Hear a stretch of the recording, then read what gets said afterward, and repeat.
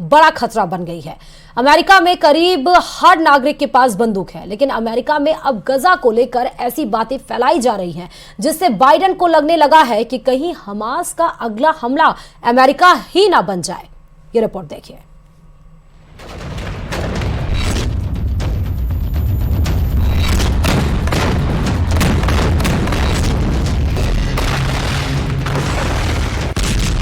Gaza पट्टी के अंदर अब तक 4 करोड़ किलोग्राम बम बरसाए जा चुके हैं।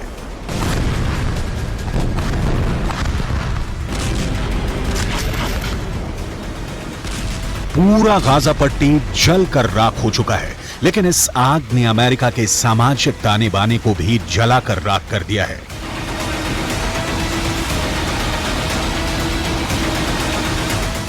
सात अक्टूबर के बाद, यानी जब हमास ने इजरायल पर आतंकवादी हमला किया, उसके बाद से लगातार अमेरिका के अंदर ऐसी खूनी वारदातें हो रही हैं जिसमें शिकार कभी यहूदी हो रहे हैं तो कभी फिलिस्तीनी।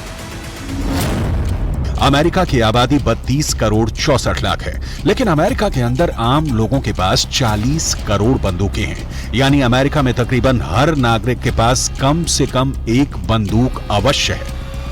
और ऐसी स्थिति में अगर अमेरिका के अंदर सामाजिक सद्भाव बिगड़ रहा है तो जो बाइडेन के लिए ये बहुत मुश्किल की घड़ी है। ताजा खबर अमेरिका के वर्लिंगटन से है, जहां पर एक अमेरिकी नागरिक ने 3 फिलिस्तीनियों को गोली मार दी है। इस घटना ने एक बार फिर अमेरिका में फिलिस्तीन बनाम गैर फिलिस्तीन तनाव को भड़का दिया है। बर्लिंगटन में एक अमेरिकी नागरिक ने हिशाम और अतानी, तहसीन अहमद और किन्नान अब्दुल हमीद पर वर्मोंट विश्वविद्यालय के पास हमला किया है। अमेरिका के राष्ट्रपति जो बाइडेन और उनके विदेश मंत्री एंटनी ब्लिंकन लगातार यहूदी पुजारियों, यहूदी नेताओं और मुस्लिम धर्मगुरुओं के संपर्क में हैं। वो लगातार शांति स्थापित करने की कोशिश कर रहे हैं और बयान भी जारी कर चुके हैं, लेकिन इसका कोई असर देखने को नहीं मिल रहा है।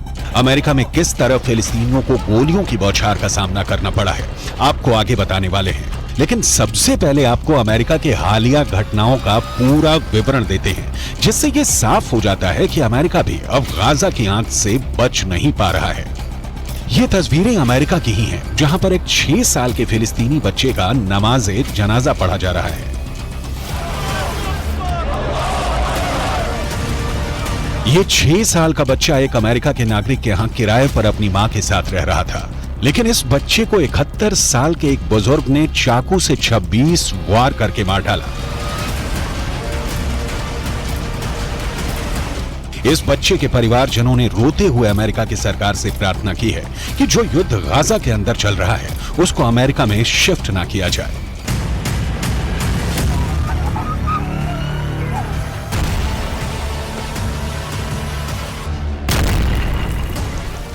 I just want to tell the whole world that we live in a country called the USA. We're not in war, and we're not bringing war here too. What happened that day for a gentleman, that he loved that kid to start with. He used to bring him toys.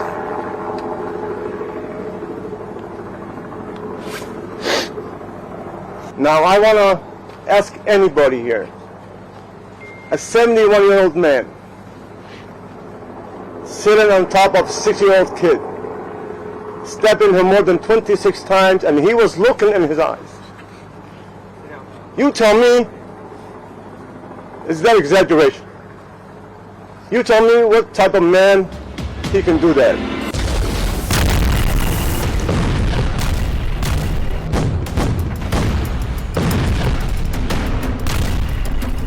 इस तरह के वाद विवाद का बहुत बुरा असर इस वक्त अमेरिका के ऊपर पड़ रहा है। अमेरिका में लगातार सांप्रदायिक हिंसा के मामले बढ़ रहे हैं, खासकर यहूदियों और मुसलमानों के बीच टकराव बढ़ रहा है। अमेरिका के डेट्रॉयट में सिनेगॉग चलाने वाली एक यहूदी महिला नेता की चाकू मारकर बेरहमी से हत्या की गई। इतना ही नहीं, अमेरिका के न्यूयॉर्क से भी विचलित करने वाली तस्वीरें आई हैं। यहाँ एक विश्वविद्यालय की लाइब्रेरी के अंदर यहूदी बच्चे छुपे हुए थे और बाहर फिलिस्तीन के समर्थक नारेबाजी कर रहे थे।